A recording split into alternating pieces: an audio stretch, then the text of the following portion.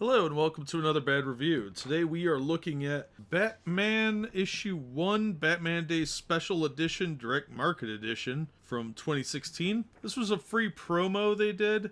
I think it's a reprint of issue 1 of the Batman Rebirth series. So this is written by Tom King and pencils by David Finch and inks by Matt Banning with colors by Jordi Belair, letters by John Workman, and yeah. So this is part 1 of I Am Gotham, which is a brilliant marketing strategy. They give you part 1 for free. First one's free. You get a little taste of it. And they're like, oh, this will be great. So you got this cover of Batman standing there with his fists ready to fight, and the only thing I could say is that the drawing is okay. His chin and jawline look a little weird to me. And his package is huge. Like, why? Like, that's what it's in the center of the cover. Why are my eyes drawn to Batman's junk? That it's got nothing to do with me, I promise. It's just very prominent. I'm like, all right, well, the cover, maybe it needs some tweaking. It's probably a variant cover anyway because, it's reprinting an issue.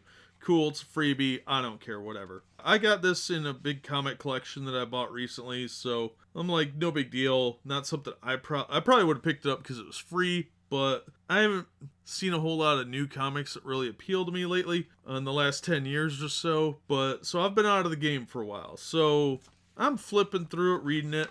First couple pages are good. You got some people on an airplane doing some airplane-y stuff. Then we cut to Commissioner Gordon talking to Batman on the roof. And he's talking about some missiles that were stolen by Cobra, surface-to-air missiles. All right, cool. That could be an interesting story. Oh, look, somebody shot the plane. All right, cool. Holy crap. Batman's off and running. What's he gonna do? Fourth page is this cool splash page of Batman jumping down. It's a beautiful picture. That would make a great poster. And it gets a little wordy from this point. I mean, there was some talking before, but that was kind of setup stuff. And I don't have a problem with that. It was all pretty concise. The longest one was like a small paragraph. And now he's having this long, drawn-out conversation with Alfred while he's jumping down? No. That doesn't happen. That's silly. This should have been a splash page with very little dialogue, just him saying Alfred or something. Then it would have been cool. There's too much talking going on here. Then we have this long drawn out thing of him getting in the Batmobile and putting his seatbelt on. I don't understand that. That's dumb. So then he's talking to this kid who I guess is like some new recruit named Duke. I don't know who that is. That's a new character to me. And Batman, for whatever reason, decides to drive off the bridge and ditch the Batmobile. He just ejects. I don't understand the point. Again, it's a really cool panel. It's very beautifully done. And this one, they did it right. It's just one word balloon that says, I'll save it, because he's talking about his city. It's a little obsessive the way they're kind of doing him now. I don't particularly care for it. But then we're cutting back and forth between the airplane descending very slowly toward the city and Gordon driving his car and Batman landing on an airplane. Okay, that's where it gets stupid. Batman decides to put these little module things on the plane and use them as like thrusters. I guess they're off of his ejection seat from what I could tell, but I don't know where they're storing fuel. It doesn't make a lot of sense, and it's kind of dippy. This is like comic books with zero grounding in reality. Like, we're going back to the Silver Age of DC with this sort of thing. This is just way over the top to the point where it's immersion breaking. I can accept a reality where men can fly and shoot laser beams out of their eyes or whatever, but this is getting silly. Batman is steering an airplane with his grappling gun and the rockets off of his ejection seat. That's dumb. How lazy is that? Like, maybe as awful as it sounds, an airplane crash in the city would have been a much more interesting plot line. Or just the plane being saved by someone else, which is what ends up happening. Batman has to steer the plane, and it goes sideways through a couple skyscrapers, which is really dumb. Realistically, he wouldn't have been able to hold on, I don't think. Much less pull off this inane stunt. And then there's some shadowy figure that's like, observe the clock, Batman. Wahaha. Okay, whatever. That's dumb. That guy obviously killed the Cobra guy. That was the. These are not the G.I. Joe Cobras. This is a different terror group. This is DC Universe Cobra.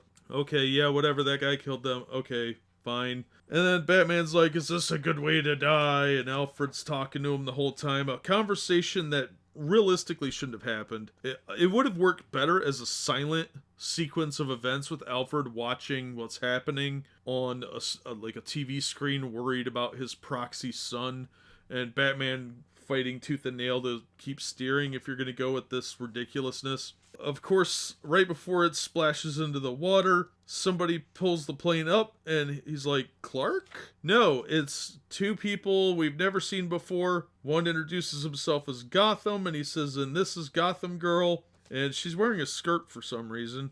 That doesn't seem very effective when you fly. That seems a little bit revealing. But okay, fine. And that's where it ends. It's part 1. So we don't know much more than that about who these new people are, which is fine. That's introducing them.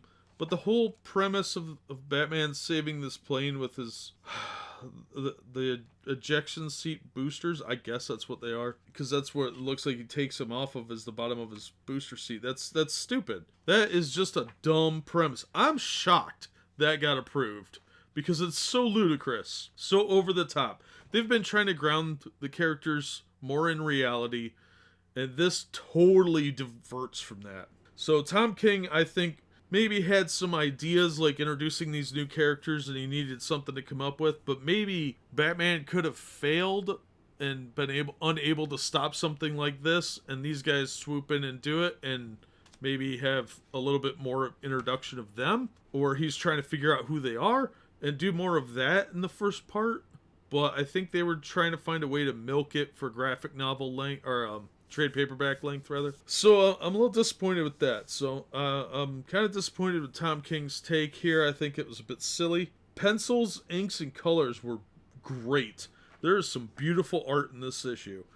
So good job to David Finch, Matt Banning, Jordi Belair, and John Workman.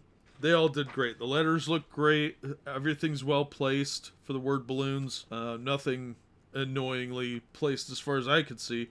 And the inks look great. Pencils were amazing. Colors are fantastic. You get these really great, vibrant oranges from the city, and it really contrasts nicely with the shading and the darkness. I really like that. So I would say props go to the creative team, except for the writing is pretty... For what they were trying to do, it was decent writing. Just the premise was so silly. They should have just let it go. So that's my take on the Batman issue 1, Batman Day Special Edition.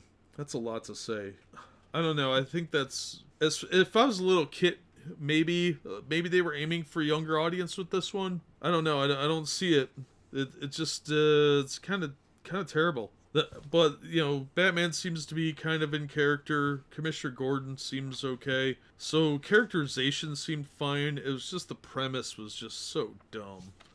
Please don't do that again, guys. He's not Superman. That's stupid. It reminds me of the scene, I think they got the idea probably from the subway scene in Amazing Spider-Man, where he has to stop the subway car. Or the Tobey Maguire's Spider-Man did that. I think it was in the first or second movie. And he uses the buildings to adhere his webbing to, and it reminded me of that for some reason. So yeah, pretty terrible premise. Art was fantastic on the interior. The cover art, not so much for the one I have, which you're probably seeing on your screen. The weird cod piece thing really bothered me. Otherwise, yeah, I'm not going to recommend that one. Maybe the greater story is, you know, better in context, but I have no interest in reading part 2 or beyond. So if somebody gives me a copy of the graphic novel, or if it turns out I have that one, I'll read it and review it as a whole story. But this part 1 is so ludicrous, I won't even bother picking up part 2. But that'll do it for this episode. Thanks for listening, as always, and we hope to have you on the next episode.